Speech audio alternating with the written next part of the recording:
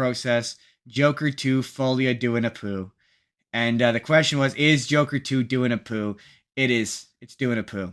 The name Arthur Fleck hit Gotham like a hurricane. The trial of the century. They believe Arthur Fleck to be some kind of martyr.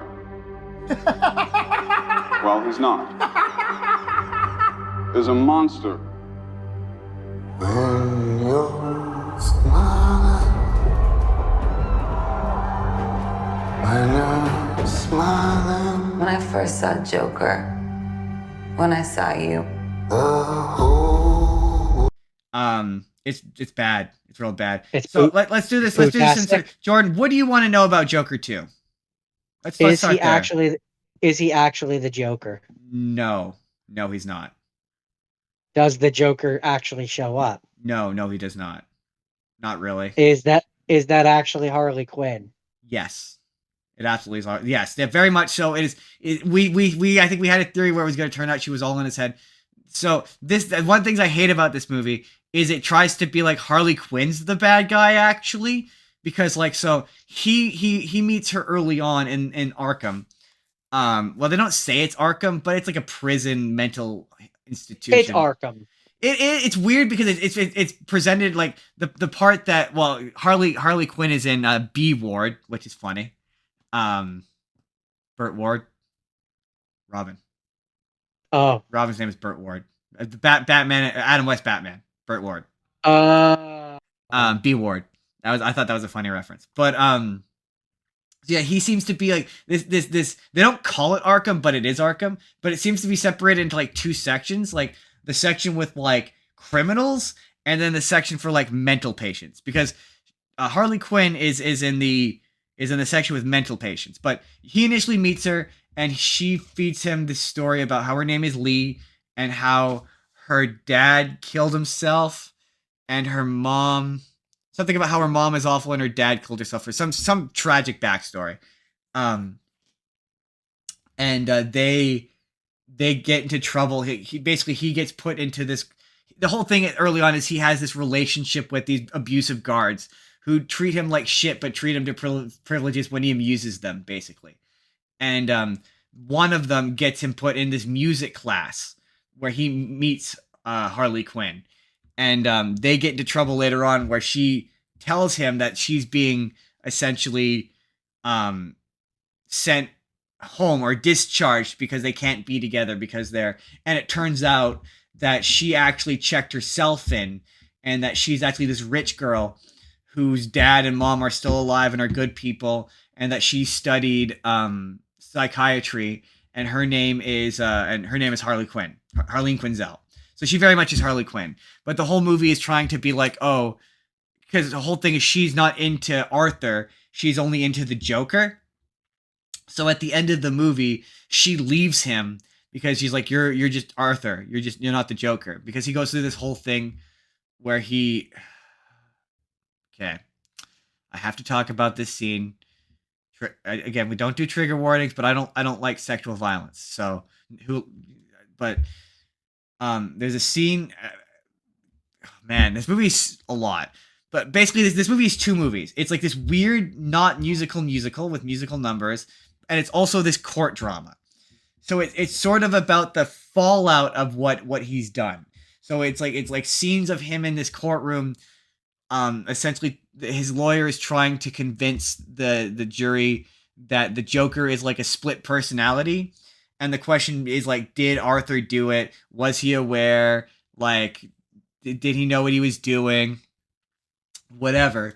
And it hits a point where he like shows up in the courtroom as the Joker, and he starts insulting all of these guards or whatever. And so when he goes back to Arkham after the court date, they like assault him.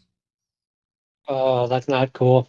Yeah, and like, you know, the we don't need to go into the details. Yeah. In the non-consensual way. But it's not made exceptionally clear as to whether or not that happened.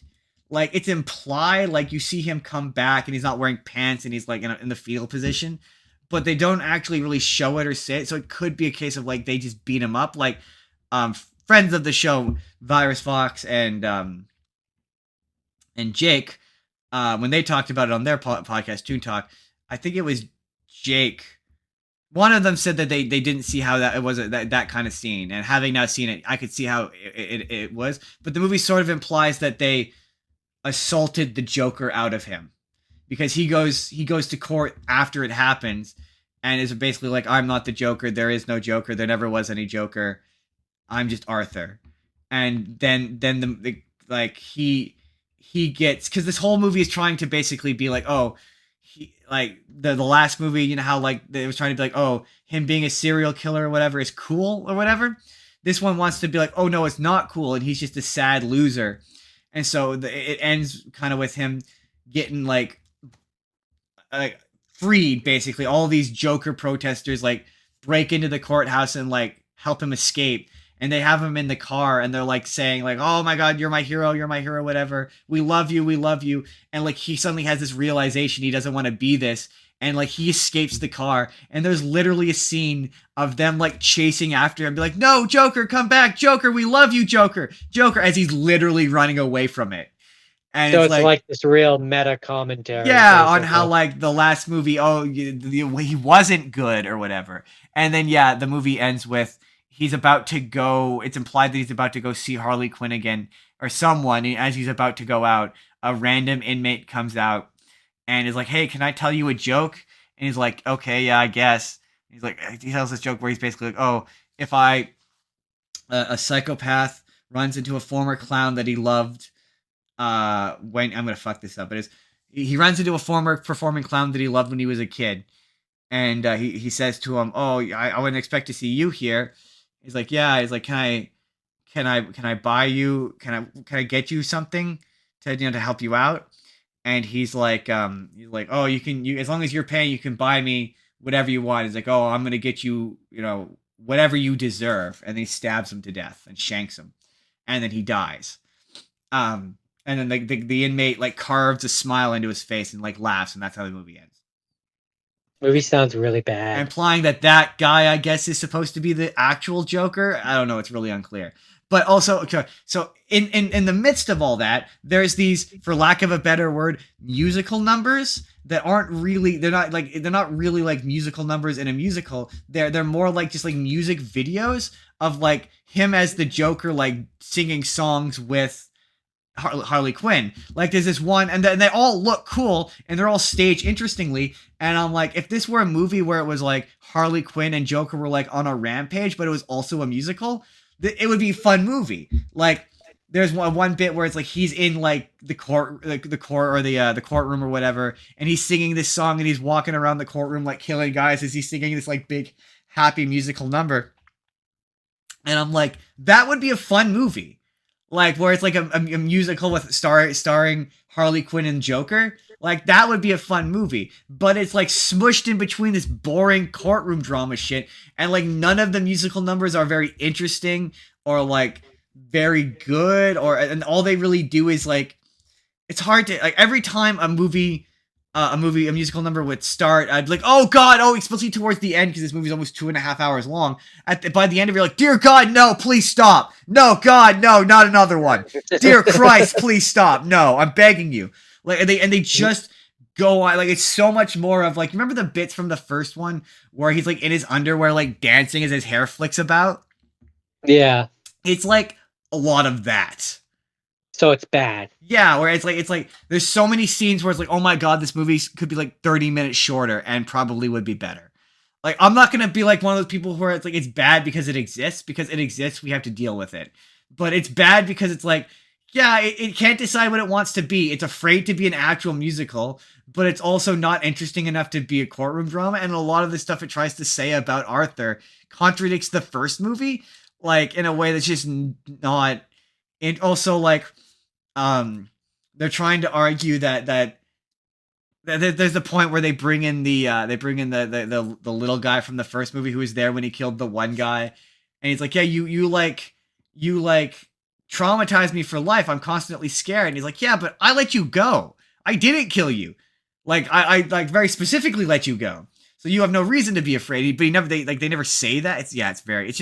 It's just like not good. It was just boring, not very interesting. A lot of weird cigarette acting in this one and the first one. I also watched the first one to remind myself. A lot of like really bizarre like long sequences of them smoking at each other.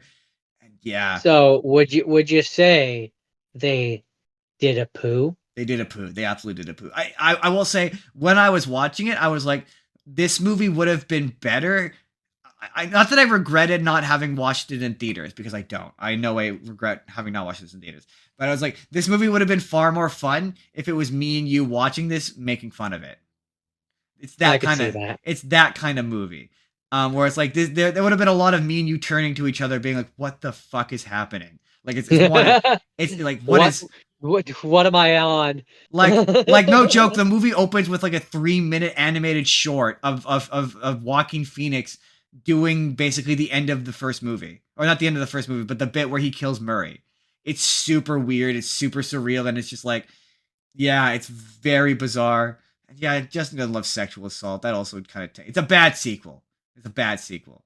I understand. So I was trying to stutter around there because I had one more point I wanted to make.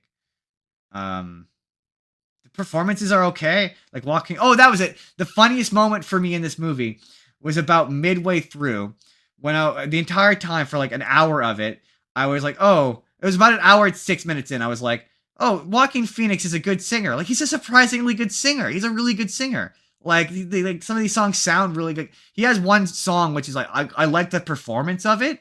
And like in a better movie, this would be a lot of these numbers are like, they're good. And like his performance in them is really interesting, but it's in a bad movie. And I wish it were in if this were in a dedicated musical that was actually good, it would be a good performance. But anyway, the funniest moment for me was midway when I realized that Joaquin Phoenix was in Walk the Line and he was nominated for an Oscar for playing Johnny Cash. And now he's the Joker. And I was like, oh yeah, of course he's a good singer. He played Grammy nominated Johnny Cash. Duh. Anyway, it was Doing a Poo. It was very much Doing a Poo. Welcome to the end card, everybody. Let me know in the comments. Have you seen Joker 2? Do you agree? Is it Doing a Poo? Or are you one of the 5 people who liked this movie? Regardless, tell me what you thought in the comments below.